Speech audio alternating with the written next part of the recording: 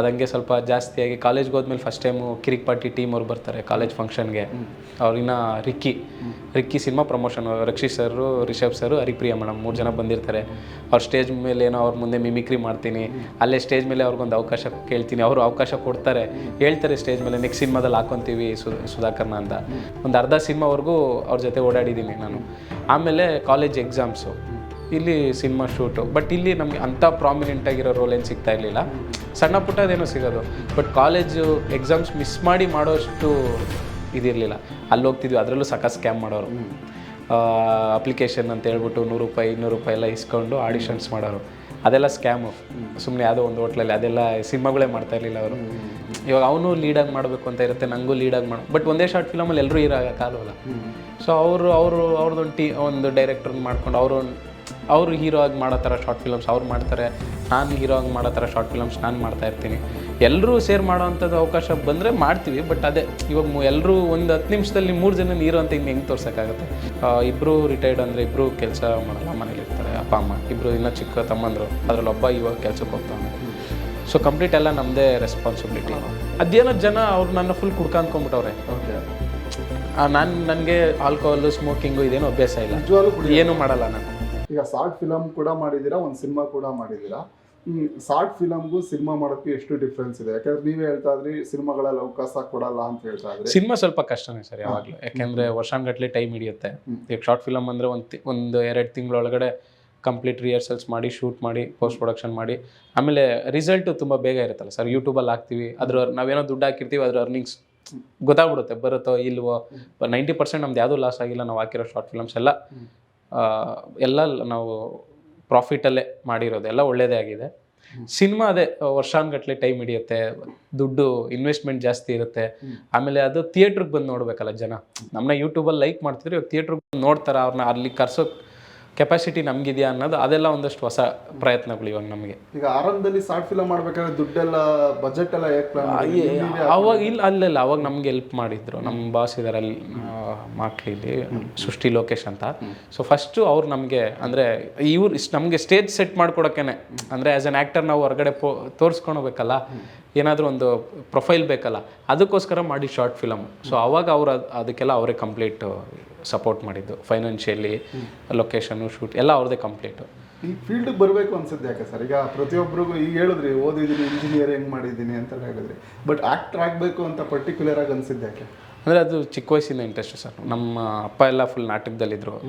ಈ ಮಾಮೂಲಿ ಕುರುಕ್ಷೇತ್ರ ಇವೆಲ್ಲ ಮಾಡ್ತಾರಲ್ಲ ಊರುಗಳಲ್ಲಿ, ಅದರಲ್ಲಿ ಅವರು ನಾಟಕದಲ್ಲಿದ್ದರು. ಆಮೇಲೆ ನಾನು ಸ್ಕೂಲಲ್ಲಿದ್ದಾಗ ಅದೇ ಇವಾಗ ನಾನು ಯಾರನ್ನ ಹೇಳಿದ್ನಲ್ಲ ಸೃಷ್ಟಿ ಲೋಕೇಶ್ ಅವ್ರು ಅಂತ, ಅವರು ಸಖತ್ ಇದರಲ್ಲಿ ಸಖತ್ ಇಂಟ್ರೆಸ್ಟೆಡು, ಕಲ್ಚರಲ್ ಆ್ಯಕ್ಟಿವಿಟೀಸಲ್ಲಿ ಸಖತ್ತು ನಮಗೆ ಪುಷ್ ಮಾಡೋರು ಎಲ್ಲ ಫಂಕ್ಷನ್ಸಲ್ಲಿ ಇದರಲ್ಲೆಲ್ಲ. ಸೊ ಅದರಿಂದನೇ ಇಂಟ್ರೆಸ್ಟ್ ಸಿನಿಮಾ ಮೇಲೆ.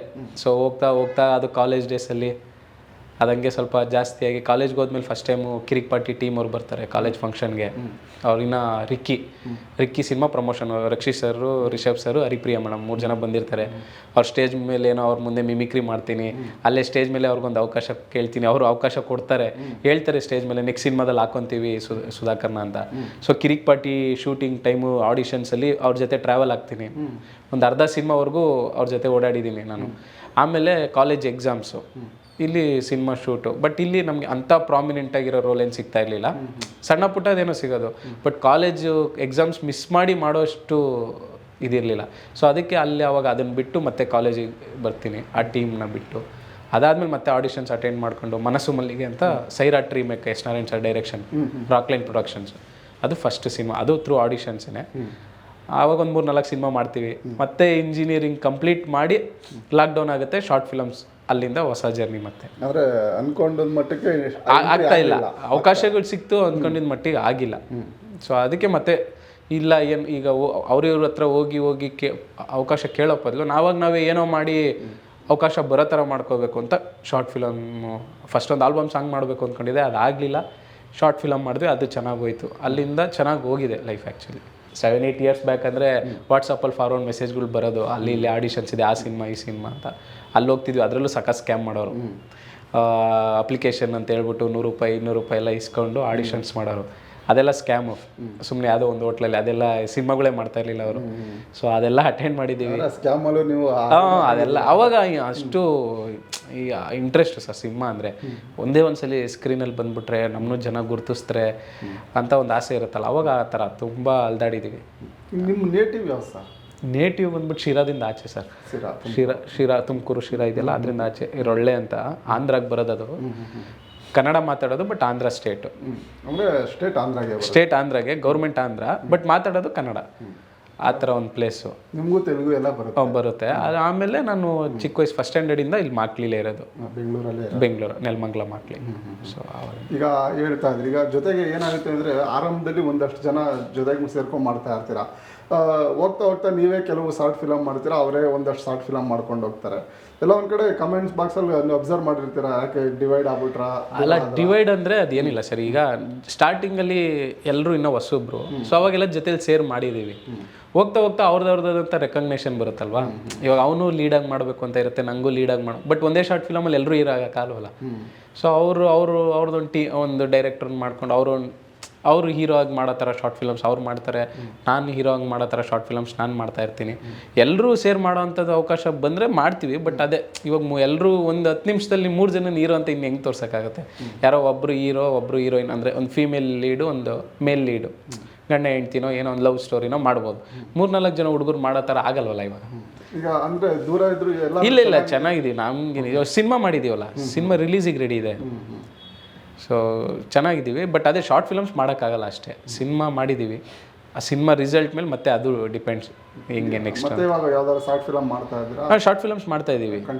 ಇವಾಗಲೂ ಈ ವಾರ ಗುರುವಾರ ರಿಲೀಸ್ ಇದೆ, ಕಿರಾತಕಿ ಅಂತ. ಮಹೇಂದ್ರ ಅಂತ ಡೈರೆಕ್ಟ್ರು.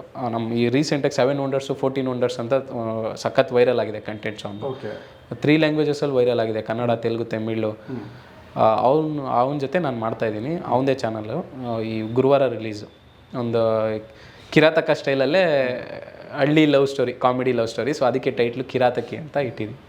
ಸಂಭಾವನೆ ಎಲ್ಲ ಹೇಗಿರುತ್ತೆ ಸರ್ ನಿಮಗೆ? ಈಗ ಅಲ್ಲ, ಶಾರ್ಟ್ ಫಿಲಮ್ಸಲ್ಲಿ ಏನಿಲ್ಲ ಸರ್. ಶಾರ್ಟ್ ಫಿಲಮ್ಸಲ್ಲಿ ಕಮ್ಮಿನೇ. ಒಂದು ಶಾರ್ಟ್ ಫಿಲಮ್ಗೆ ಇಷ್ಟು ಅಂತ ಕೊಡ್ತಾರೆ. ಆಮೇಲೆ ನಾವೇನು ಡೈಲಿ ಶಾರ್ಟ್ ಫಿಲಮ್ ಮಾಡೋಕ್ಕಾಗತ್ತೆ? ತಿಂಗಳಲ್ಲಿ 1-2 ತಿಂಗಳಿಗೆ 1. ಬಟ್ ನಾನು ಇನ್ಸ್ಟಾಗ್ರಾಮು ರೀಲ್ಸು, ಸೋಷಿಯಲ್ ಮೀಡಿಯಾದಲ್ಲಿ ರೀಲ್ಸ್ ಕಂಟೆಂಟ್ಸ್ ವೈರಲ್ ಆದಮೇಲೆ ಸ್ವಲ್ಪ ದುಡಿಮೆ, ಪ್ರಮೋಷನ್ಸು, ಫೇಸ್ಬುಕ್ ಅರ್ನಿಂಗ್ಸು, ಸ್ವಲ್ಪ ಯೂಟ್ಯೂಬ್ ಅರ್ನಿಂಗ್ಸು. ಸೊ ಈಗ ಫೈನಾನ್ಷಿಯಲಿ ಓಕೆ ಸರ್. ಅಂದರೆ ನಿಮ್ಮ ಫ್ಯಾಮಿಲಿ ಎಲ್ಲ ಇದರಲ್ಲೇ ಮೇಂಟೈನ್? ನಮ್ಮ ಫ್ಯಾಮಿಲಿ ಮೇಂಟೈನ್ ಮಾಡೋಷ್ಟು ಸೋಷಿಯಲ್ ಮೀಡಿಯಾದಿಂದ ನಡೀತಾ ಇದೆ. ಓಕೆ. ನಾನು ಎಲ್ಲೋ ಒಂದು ಕಡೆ ಅನ್ಸುತ್ತೆ ಕೆಲಸ ಮಾಡ್ಕೊಂಡಿದ್ದೀರೋ? ಇಲ್ಲ ಬಿಡಿ, ಆ ಥರ ರಿಗ್ರಿಟೇ ಇಲ್ಲ. ಸಿನಿಮಾ ಮಾಡಬೇಕು ಅಂತ ಬಂದಿಲ್ಲ. ಇದೆಲ್ಲ ಯೋಚನೆ ಮಾಡ್ಕೊಂಡೇ ಬಂದಿದ್ದು. ಇಲ್ಲಿ ರೋಡಲ್ಲೂ ಮಲ್ಕೋಬೇಕಾಗತ್ತೆ, ಊಟನೂ ಸಿಗಲ್ಲ, ಉಪವಾಸನೂ ಇರಬೇಕು ಅಂತೆಲ್ಲ ನಾನು ಫಸ್ಟೇ ಪ್ರಿಪೇರ್ಡ್ ಆಗೇ ಬಂದಿದ್ದು. ಏನಾದರೂ ಇದೇ ಫೀಲ್ಡ್ ಅಂತ. ಮನೇಲಿ ಹೇಗಿದೆ ಸಪೋರ್ಟು? ಮನೇಲಿ ಇಲ್ಲ ಸರ್, ಅದೇ ಪ್ರಾಬ್ಲಮ್. ಅಂದರೆ ಫೈನಾನ್ಷಿಯಲ್ ಸಪೋರ್ಟ್ ಇಲ್ಲ. ಇಬ್ಬರು ರಿಟೈರ್ಡ್, ಅಂದರೆ ಇಬ್ಬರು ಕೆಲಸ ಮಾಡಲ್ಲ, ಮನೇಲಿ ಇರ್ತಾರೆ. ಅಪ್ಪ ಅಮ್ಮ ಇಬ್ಬರು, ಇನ್ನೂ ಚಿಕ್ಕ ತಮ್ಮಂದರು, ಅದರಲ್ಲಿ ಒಬ್ಬ ಇವಾಗ ಕೆಲಸಕ್ಕೆ ಹೋಗ್ತಾವನೆ. ಸೊ ಕಂಪ್ಲೀಟ್ ಎಲ್ಲ ನಮ್ಮದೇ ರೆಸ್ಪಾನ್ಸಿಬಿಲಿಟಿ. ಫೈನಾನ್ಸಿಯಲಿ ಅಂತಲ್ಲ, ಈ ಫೀಲ್ಡಲ್ಲಿ ಇರೋದು ಸಪೋರ್ಟ್ ಇದೆ. ಅಲ್ಲ, ಫೀಲ್ಡಲ್ಲಿ ಆಬ್ವಿಯಸ್ಲಿ ಇವಾಗ ಒಬ್ಬ ಮಿಡಲ್ ಕ್ಲಾಸ್ ಅಪ್ಪ ಅಮ್ಮ ಏನು ಯೋಚನೆ ಮಾಡ್ತಾರೆ? ಇಂಜಿನಿಯರಿಂಗ್ ಮಾಡಿಸಿದ್ವಿ, ಅವನು ಒಂದು 50-60 ಸಾವಿರ ಸಂಬಳ ಬರೋ ಥರ ಕೆಲಸಕ್ಕೆ ಹೋಗಿ ನಮ್ಮನ್ನು ಸಾಕಿದ್ರೆ ಚೆನ್ನಾಗಿರೋದಲ್ವ ಅಂತಲೇ ಅವ್ರು ಯೋಚನೆ ಮಾಡೋದು. ಸೊ ಅವರು ಯಾರು, ನಾನಾದ್ರೂ ನೀವಾದ್ರೂ ಅದೇ ಯೋಚನೆ ಮಾಡ್ತೀವಿ. ಸೊ ಸಿನಿಮಾ ಇವೆಲ್ಲ ಯಾಕೆ ಬೇಕು ನಮಗೆ, ಇವೆಲ್ಲ ಆಗುತ್ತಾ ಅಂತಲೇ ಯೋಚನೆ ಮಾಡೋದು. ಇಷ್ಟೊಂದು ಫೇಮಸ್ ಆಗಿದ್ದೀರಾ ಸೋಷಿಯಲ್ ಮೀಡಿಯಾದಲ್ಲಿ, ಅದ್ರ ಬಗ್ಗೆ ಅಂದರೆ ನಮ್ಮ ಮನೆಯವ್ರಿಗೇನು ಅಷ್ಟೊಂದು ಗೊತ್ತಿಲ್ಲ ಅನ್ಕೊತೀನಿ ಇದ್ರ ಬಗ್ಗೆ ಎಲ್ಲ. ಅವ್ರಿಗೆ ಐಡಿಯಾ ಇಲ್ಲ ಅನ್ಸುತ್ತೆ. ಒಂದು ಸ್ವಲ್ಪ ಏನೋ ಗೊತ್ತಿರ್ಬೋದು, ಇವನು ಆ್ಯಕ್ಟಿಂಗ್ ಮಾಡ್ತಾನೆ, ಇವೆಲ್ಲ ಮಾಡೋನೆ ಅಂತ ಗೊತ್ತು. ಬಿಟ್ಟರೆ ಈ ಥರ ಫೇಮಸ್ ಇದೆ ಅಂದರೆ ಒಂದು ರೆಕಗ್ನೇಷನ್ ಇದೆ, ಮೊಬೈಲ್ ಎಲ್ಲ ಇಲ್ಲ. ಅವರೆಲ್ಲ TV, ಮನೆ ಸೀರಿಯಲ್ಲು ಆ ಥರ. ಸೊ ಅವ್ರಿಗೆ ಅಷ್ಟೊಂದು ಗೊತ್ತಿಲ್ಲ ಅನ್ಕೊತೀನಿ, ನಮ್ಗೊಂದು ಸ್ವಲ್ಪ ರೆಕಗ್ನೇಷನ್ ಇದೆ ಅಂತ. ಜೊತೆಗೆ ಈ ಏಜಲ್ಲಿ ಲವ್ ಗಿವ್ ಇದೆಲ್ಲ ಇದ್ದೇ ಇರುತ್ತೆ. ಅಲ್ಲ, ಅವೆಲ್ಲ ಇತ್ತು, ಆಗ್ತಾನೆ ಇರುತ್ತೆ ಬಿಡಿ ಸರ್. ಪ್ರೆಸೆಂಟ್ ಇದಾರ ಯಾರಾದರೂ ಅಂತ? ಸದ್ಯಕ್ಕೆ ಪಾಪ ನಿಮ್ಗೂ ಸಾಕಷ್ಟು ಜನ ಫ್ಯಾನ್ಸ್ ಇದ್ದಾರೆ. ಯಾವ ಫ್ಯಾನ್ಸ್ ಇಲ್ಲ ಸರ್. ಅವೆಲ್ಲ ನಮ್ಮ ಕಂಟೆಂಟ್ಗೆ ಅಷ್ಟೇ ಸರ್ ಅವರೆಲ್ಲ ಫ್ಯಾನ್ಸು, ನಮಗಲ್ಲ. ಆ ಜಮಾನ ಎಲ್ಲ ಹೋಯ್ತು. ಇಂಡಿವಿಜುವಲ್ ಆಗಿ ಇವಾಗ ಒಬ್ಬ ರಾಜ್ಕುಮಾರ್ ಅವರು, ಒಬ್ಬ ವಿಷ್ಣುವರ್ಧನ್ ಅವರು, ಶಂಕರ್ ನಾಗ್ ಅವರು, ಅಂಬರೀಷ್ ಅವರು ಪರ್ಟಿಕ್ಯುಲರ್ ಅವ್ರಿಗೆ ಅಂತ ಫ್ಯಾನ್ಸ್ ಇರೋದು. ಯುಗದರ್ಶನ್, ಸುದೀಪ್ ಅವರು. ಇನ್ನು ಸೋಷಿಯಲ್ ಮೀಡಿಯಾಗೆ ಬಂದಮೇಲೆ ನಾನು ಕೇಳಿದ್ರೆ ಅವರು ನಮಗೆ ಅಂತ ಏನು ಫ್ಯಾನ್ ಇರಲ್ಲ. ನಾವು ಮಾಡೋ ಕಂಟೆಂಟ್ಸು, ಈಗ ನೆಕ್ಸ್ಟ್ ನಾನು ಯಾವುದೋ ಕಂಟೆಂಟ್ ಚೆನ್ನಾಗಿ ಮಾಡಿಲ್ಲ ಅಂದರೆ ಅವ್ರು ಲೈಕ್ ಮಾಡಲ್ಲ. ಹಂಗಿರುತ್ತೆ ಅಷ್ಟೇ. ಎಲ್ಲೋ 100ಕ್ಕೆ ಇಬ್ಬರು ನಮ್ಗೆ ಇಷ್ಟಪಡೋ ಅಂತಾರೆ. ಕಂಟೆಂಟ್ ಅಂತ ಜಾಸ್ತಿ ಡ್ರಿಂಕ್ಸ್ ಬಗ್ಗೆನೇ, ಅದರಲ್ಲಿ ಅಂದರೆ ಅದೇ ಸರ್ ನಾನು ಹೇಳಿದ್ನಲ್ಲ, ಫಸ್ಟ್ ಕಂಟೆಂಟು ಅದು ವೈರಲ್ ಆಯ್ತಲ್ಲ, ಅದೇನೋ ಜನ ಅವ್ರು ನನ್ನ ಫುಲ್ ಕುಡ್ಕ ಅಂದ್ಕೊಂಡ್ಬಿಟ್ಟವ್ರೆ. ನನಗೆ ಆಲ್ಕೋಹಾಲು ಸ್ಮೋಕಿಂಗು ಇದೇನು ಅಭ್ಯಾಸ ಇಲ್ಲ, ನಿಜವಾಗ್ಲೂ ಏನು ಮಾಡಲ್ಲ ನಾನು, ಸರಿನಾ? ಇಲ್ಲ ನಾನು ರಿಯಲ್ ಆಗೇ ಮಾಡಲ್ಲ. ಬಟ್ ಆಕ್ಟಿಂಗ್ ನಿಮ್ದು ಅದಷ್ಟೇ ಸರ್, ಅದು ನೋಡಕ್ಕೆ ಹಂಗೆ ಕಾಣಿಸ್ತೀನಿ. ಯಾರು ಇನ್ಸ್ಪಿರೇಷನ್ ಇರುತ್ತಲ್ಲ ಸರ್? ಈ ನಮ್ಮ ಫ್ರೆಂಡ್ಸ್ ಗ್ಯಾಂಗಲ್ಲಿರೋ ಕತೆಗಳೇ ಅವೆಲ್ಲ. ಓಕೆ. ನನ್ನ ಜೊತೆಲಿರೋ ಗ್ಯಾಂಗಲ್ಲಿ ಎಲ್ಲರೂ ಕುಡಿತಾರಲ್ಲ, ಅವ್ರು ಮಾಡೋ ಸಣ್ಣ ಪುಟ್ಟ ಮಿಸ್ಟೇಕ್ಸು ತರಲೆಗಳ್ನೇ ನಾನು ಲೈನ್ ಎತ್ಕೊಂಡು ಸಿನಿಮಾ ಕತೆಗಳ್ನ ಎತ್ಕೊಂಡು ಆ ಸಿನಿಮಾಗೆ ಅದಕ್ಕೆ ಸ್ಪೂಫ್ ಥರ ಮಾಡಿ ಅದನ್ನು ಕಂಟೆಂಟ್ಸ್ ಮಾಡೋದು. ಸೊ ನಾನು ಕುಡಿಯಲ್ಲ, ಬಟ್ ಜನ ಏನು ಅಂದರೆ ಅದನ್ನು ಅಕ್ಸೆಪ್ಟ್ ಮಾಡ್ಕೊಂಬಿಟ್ಟವ್ರೆ ನನ್ನ ಕುಡ್ಕ ಅಂತ. ನಾನು ಆ ಕಂಟೆಂಟ್ ಮಾಡಿದ್ರೆ ಸಾಕು ಇಷ್ಟಪಡ್ತಾರೆ. ಓಕೆ. ಸೊ ನಾನು ಇನ್ನೇನು ಮಾಡೋದು, ಇವಾಗ ಅವ್ರಿಗೆ ಇಷ್ಟ ಆಗೋ ಥರ ಕಂಟೆಂಟೇ ಮಾಡಬೇಕಲ್ವಾ.